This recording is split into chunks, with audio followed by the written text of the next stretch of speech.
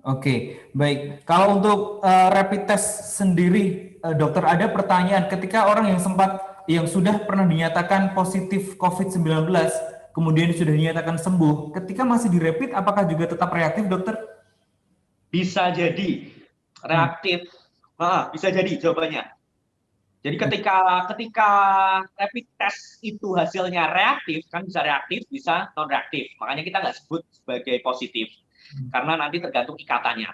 Nah, reaktif itu berbagai faktor, benar-benar berbagai faktor. Bisa karena dulu pernah kena, sedang kena virus yang lain, maupun positif palsu. Jadi yang sebenarnya dia non reaktif, tapi baca aja reaktif. Makanya kita sebut sebagai screening atau hanya deteksi dini untuk istilahnya menyaring dan hanya tahu sekilas aja. Nah, nanti makanya perlunya di follow up atau ditindaklanjuti dengan yang disebut sebagai swab test atau usap tenggorokan, nanti melalui hidung bisa atau melalui mulut. Nah, di situ nanti akan didapatkan terkonfirmasi. Nah, terkonfirmasi bahwa beneran terkonfirmasi COVID-19 maupun enggak. Jadi jawabannya bisa iya, bisa enggak, tapi nanti akan dipastikan lagi ketika reaktif dengan swab test. Oke. Setelah sembuh dari reaktif, apakah pasien itu bisa mungkin Bisa. rentan kembali terkena? Bisa, dok ya? Reinfeksi itu bisa. Banyak kejadian dan juga terbukti bahwa kalau ini yang tadi kan sebelumnya belum ada penelitian, belum terbukti dan belum digunakan. Kalau yang ini sudah, yaitu adalah reinfeksi atau terinfeksi kembali. Bisa terinfeksi oleh virus corona yang sama maupun dengan virus corona yang lain. Karena kan corona kita tahu sendiri bahwa dia istilahnya cerdas banget, jadi bisa bermutasi atau berubah-ubah bentuknya sehingga bisa menularkan lagi maupun lagi. Oke, baik. Saya akan ke Pak Joko. Pak Joko, ini BUMDes di Ponggok ini kan juga tidak hanya mengurusi objek wisata, tetapi juga pedagang, homestay, dan lain sebagainya. Mungkin Pak Joko bisa menjelaskan dampak secara real di masyarakat terhadap pandemi ini apa, kemudian dengan kebijakan random rapid test, itu apakah menjadi sebuah ketakutan dari para pengelola wisata, tidak hanya di objek wisata tetapi tadi yang disebutkan seperti pedagang, kemudian pemilik homestay dan lain sebagainya?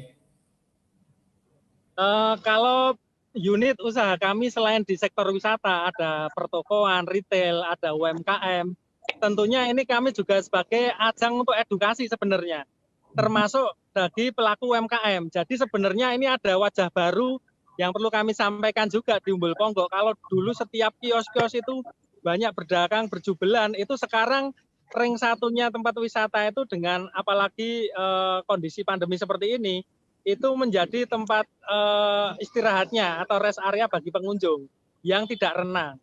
Dan nanti UMKM memang kita jadikan satu, supaya apa? Bagi kenyamanan yang pertama, yang kedua untuk kami mengedukasi lebih tersampaikan. Contoh, dulu jualan di mana harus pakai facelift, di mana harus pakai masker dan sebagainya, itu yang menjadi hal habit baru.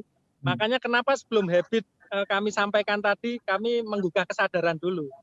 Artinya supaya kami nggak bisa mensukseskan menjaga protokoler ini sendiri tanpa dukungan lingkungan dan masyarakat kami. Nah, terus tadi pertanyaannya gimana dengan masyarakat sekitar, ini tentunya ya kami perlu juga sebenarnya.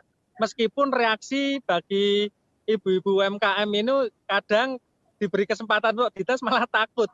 Wah, jangan-jangan nggak usah dites dan segala macam. Ini real ya di lapangan, artinya tapi kami berusaha memberikan edukasi tentunya lewat arahan Bapak Kepala Desa, Bapak Junedi Mulyono, ini gimana UMKM ini juga faktor pendukung dari sisi pariwisata itu sendiri.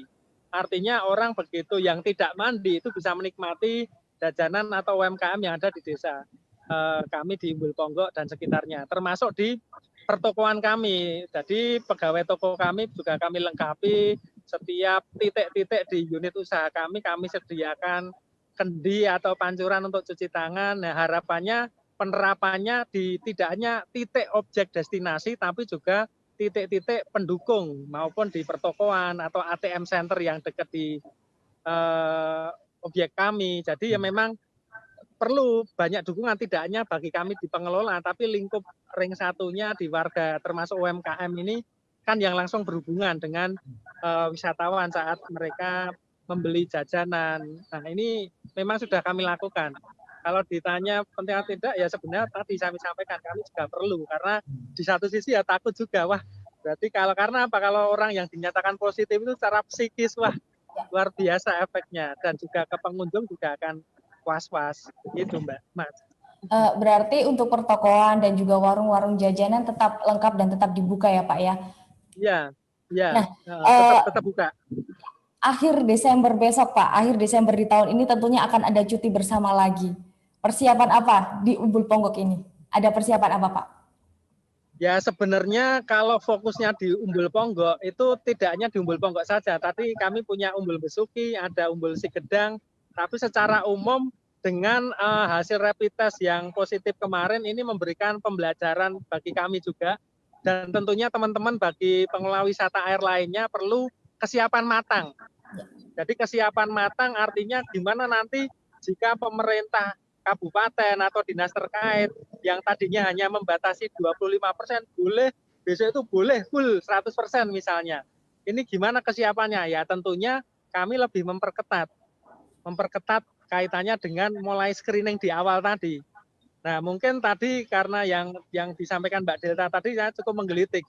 Kalau sampling, kalau yang tidak dites ini gimana? Nah ini kan di luar kewenangan kami. Nah kami perlu ada bentuk pendampingan dari dinas terkait supaya kami ini juga memberikan kenyamanan baik kami di pengelola maupun pengunjung yang datang. Mungkin itu Mbak, tetap kami patuhi protokol mulai dari masuk sampai pembatasan sampai nanti ke keluar, itu kami harus benar-benar kami lakukan, termasuk utamanya di pengelola.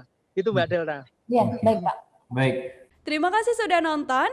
Jangan lupa like, subscribe, dan share ya.